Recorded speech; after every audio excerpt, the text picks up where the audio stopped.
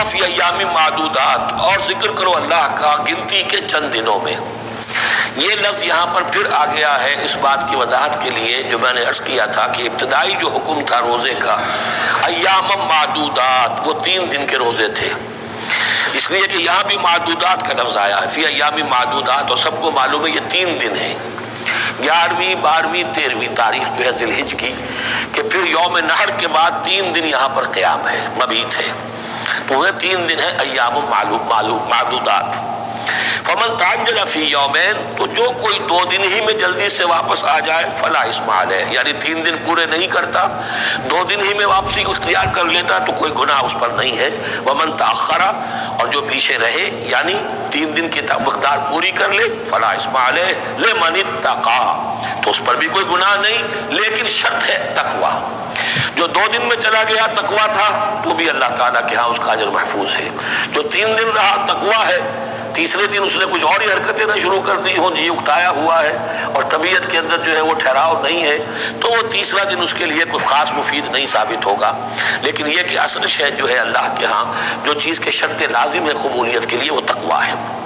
لمن اتقی واتقوا اللہ واعلموا انکم الیہ تحشرون، اور اللہ کا تقوی اختیار کرو اور یہ مستحضر رکھو اپنے ذہن میں کہ تمہیں اسی کی جانب جمع کر دیا جائے گا، تم سب کے سب ہانک کر لے جاؤ گے اسی کی جناب میں۔ وَمِنَ النَّاسِ مَن يُعْجِبُكَ قَوْلُهُ فِي الْحَيَاةِ الدُّنْيَا، اب یہ منافقین میں سے ایک گروہ کا خاص ایک تذکرہ ہو رہا ہے۔ ایک منافق تو ہوتے تھے کہ جو عام ہیں، ان کی زبانوں پر بھی نفاق واضح طور پر ظاہر ہو جاتا تھا، اور ایک قسم کے منافق وہ ہوتے تھے بڑے چاپلوس، چرب زبان، کہ ان کی گفتگو دیکھیے تو وہ تو بڑے مخلص ہیں اور بڑے ہی فداکار ہیں اور بڑے ہی آپ کے ساتھ ان کا تعلق جو ہے وہ نیک نیتی پر مبنی ہے، ان کی زبانیں جو ہے معلوم ہوتا ہے کہ اس میں تو سب گھی شکر گھلا ہوا ہے، لیکن یہ کہ ان کا کردار انتہائی خراب ہوتا ہے، اور پھر وہ جب واپس جاتے ہیں باتیں کرنے کے بعد یا باتیں بنانے کے بعد تو ان کا کردار جو ہے وہ فساد پر مبنی ہوتا ہے۔ وَمِنَ النَّاسِ مَن يُعْجِبُكَ قَوْلُهُ فِي الْحَيَاةِ الدُّنْيَا، اور لوگوں میں سے ایسے بھی ہیں جن کی باتیں تمہیں بڑی اچھی لگتی ہیں دنیا کی زندگی میں، وَيُشْهِدُ اللَّهَ عَلَى مَا فِي قَلْبِهِ، اور وہ اللہ کو بھی گواہ ٹھہراتا رہتا ہے، میں جو کچھ کہہ رہا ہوں اللہ جانتا ہے، میں خلوص سے کہہ رہا ہوں، میں بالکل اپنی نیک نیتی سے کہہ رہا ہوں، اللہ جانتا ہے۔ وَهُوَ أَلَدُّ الْخِصَامِ، حالانکہ فی الواقع وہ دشمن ہے بہت سخت، الد بہت شدید، اور خصام خصم دشمن کے لیے آتا ہے۔ وَإِذَا تَوَلَّى، جب وہ پیٹھ موڑتے جاتا ہے، سعى فِي الْأَرْضِ، اب وہ زمین میں جو بھاگ دوڑ کرتا ہے، لِيُفْسِدَ فِيهَا، اس میں فساد مچائے، وَيُهْلِكَ الْحَرْثَ وَالنَّسْلَ، اور ہلاک کرے، کہیں کسی کی کھیتی جلا دی، کہیں کسی کا کوئی جانور جو ہے وہ ختم کر دیا، مار دیا۔ وَاللَّهُ لَا يُحِبُّ الْفَسَادَ، اللہ تعالیٰ کو فساد بالکل پسند نہیں ہے۔ وَإِذَا قِيلَ لَهُ اتَّقِ اللَّهَ، جب ایسے شخص سے کہا جاتا ہے کہ تو اللہ کا خوف کرو، اللہ سے ڈرو، تم باتیں ایسی کرتے ہو، عمل تمہارا یہ ہو رہا ہے، سوچو تو صحیح۔ اخذت العزت بالاسم، تو اس کو اپنی عزت نفس، جھوٹی عزت نفس گناہ پر اور جما دیتی ہے۔ ایک شخص وہ ہوتا ہے جس سے خطا ہو گئی، غلطی ہو گئی، اس نے اپنی خطا تسلیم کر لی تو اصلاح کر لے گا۔ ایک وہ ہے کہ جو کیسے مان لوں میری غلطی ہے، اس کی جھوٹی انا جو ہے اور جو اس کی جھوٹی عزت نفس ہے وہ اسے اور گناہ کے اوپر چپکا دیتی ہے، اخذت العزت بالاسم،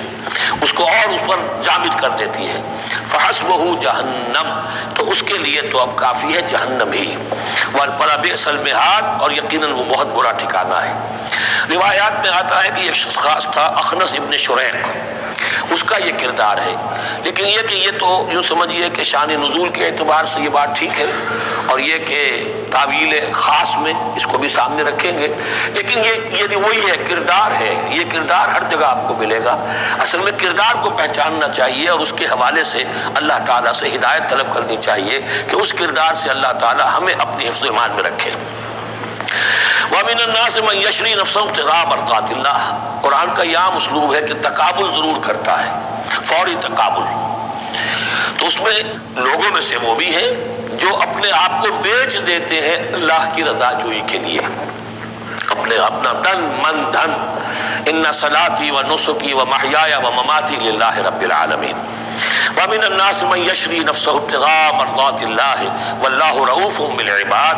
اور اللہ اللہ اپنے ایسے بندوں کے حق میں بہت شفیق ہے۔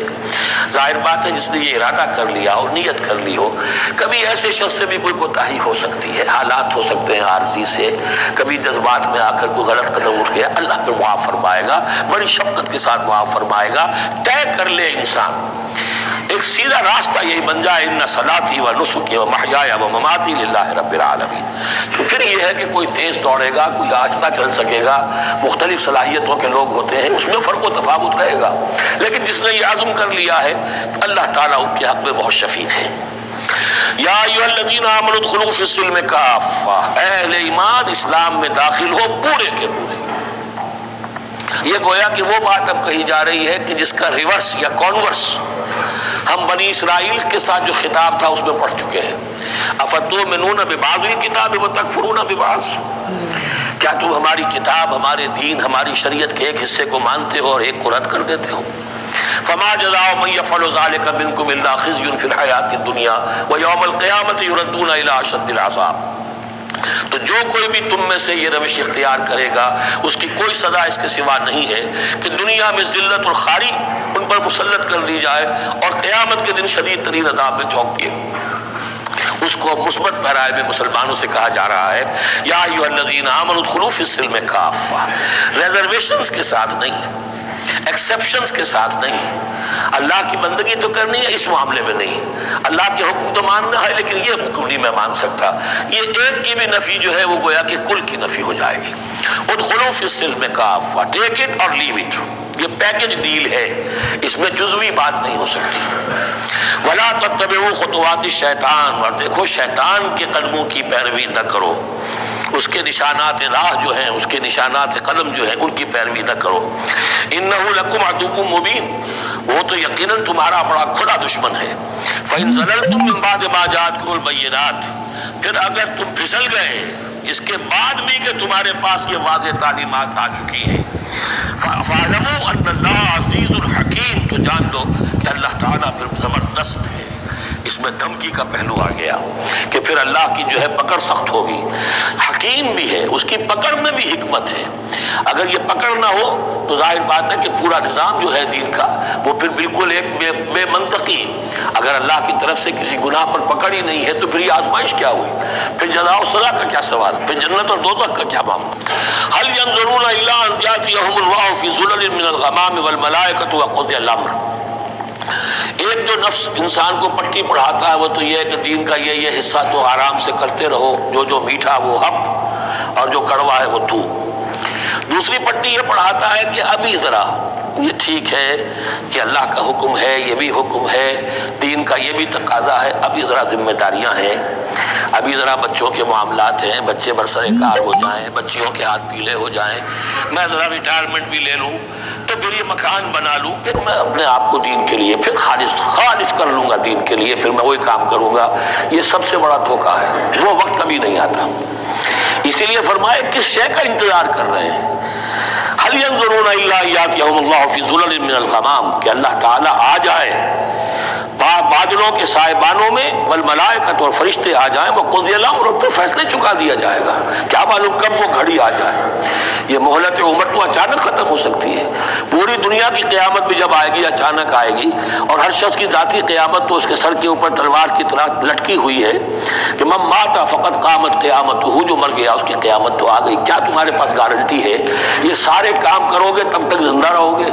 اور پھر بھی تمہارے جسم میں کوئی توانائی، کوئی رمق باقی رہ جائے گی کہ دین کا کوئی کام کر سکو؟ تو جان لو تم کس چیز کا انتظار کر رہے ہو سکتا ہے اچانک اللہ کی طرف سے مہلت ختم ہو جائے، اسٹاپ رائٹنگ، 3 گھنٹے ہو گئے بس، اب جو لکھ لیا، اب آگے تمہارے پاس مہلت نہیں ہے۔ وَإِلَى اللَّهِ تُرْجَعُ الْأُمُورُ، اور یقیناً تمام معاملات اللہ ہی کی طرف لوٹا دیے جائیں گے۔ سل بنی اسرائیل کم آتیناہم من آیۃ بینہ، اے مسلمانوں پوچھ لو بنی اسرائیل سے ہم نے انہیں کتنی روشن نشانیاں دی، یعنی دیکھو تم بھی کہیں انہی کے راستے پر نہ چلنا، جیسا کہ حضور نے فرمایا تھا لَتَتَّبِعُنَّ سُنَنَ مَن قَبْلِكُمْ، تم لازماً پیروی کرو گے اور چلو گے انہی کے نقوش پا پر۔ سل بنی اسرائیل کم آتیناہم من آیۃ بینہ ومن یبدل نعمت اللہ من بعد ما جاءتہ فإن اللہ شدید العقاب،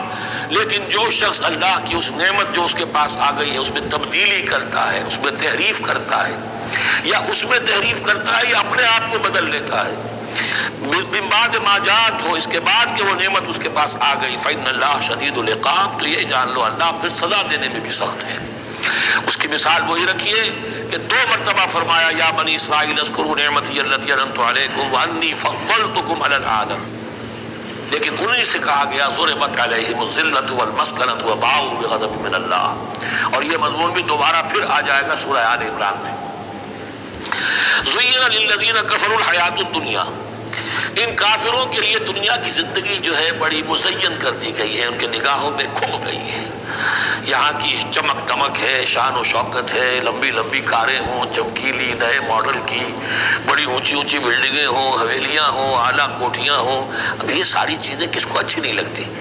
لیکن یہ کہ کفار کے دلوں میں ان کی محبت اتنی پل جاتی ہے کہ پھر کوئی اچھی بات ان کے کوئی زندگی میں نہیں رہتی، نہ کوئی اچھی بات اثر کرتی ہے۔ اہل ایمان کو بھی اگر ایمان کے ساتھ یہ نعمتیں ملیں، قل من حرم زینۃ اللہ التی اخرج لعبادہ والطیبات من الرزق، کو اچھا کھانا، اچھا پینا، اچھا پہننا کو حرام نہیں ہے، کو اللہ نے کس کو لوگوں کے لیے ممنوع نہیں کیا، لیکن دین کے تقاضے ادا کر کے، اللہ کا حق ادا کر کے اور حلال سے کما کر، تب کوئی حرج نہیں۔ زین للذین کفروا الحیاۃ الدنیا، کافروں کے لیے دنیا کی زندگی کو مزین کر دیا گیا ہے۔ وہ حدیث میں ذہن میں لے آئی ہے کہ الدنیا سجن المومن و جنت الکافر، یہ دنیا جو ہے مومن کے لیے ایک قید خانہ اور جنت اور کافر کے لیے باغ ہے۔ وَيَسْخَرُونَ مِنَ الَّذِينَ آمَنُوا، اور وہ مذاق اڑاتے ہیں اہل ایمان کا، دیکھو ان فینیٹکس کو، ان پاگلوں کو، ان بیوقوفوں کو۔ وَيَسْخَرُونَ مِنَ الَّذِينَ آمَنُوا وَالَّذِينَ اتَّقَوْا وَالَّذِينَ اتَّقَوْا فَوْقَهُمْ يَوْمَ الْقِيَامَةِ، اور جن لوگوں نے تقویٰ کی روش اختیار کی تھی قیامت کے دن اب وہ ان کے اوپر ہوں گے، اور بلکہ ہمیں سورہ مطففین میں تو آگے چل کر پتہ چلے گا پھر اہل ایمان ان کا مذاق اڑائیں گے۔ وَاللَّهُ يَرْزُقُ مَن يَشَاءُ بِغَيْرِ حساب، اور اللہ تعالیٰ رزق عطا فرمائے گا جس کو چاہے گا بغیر حساب۔ یہ جنت کی طرف اشارہ ہے۔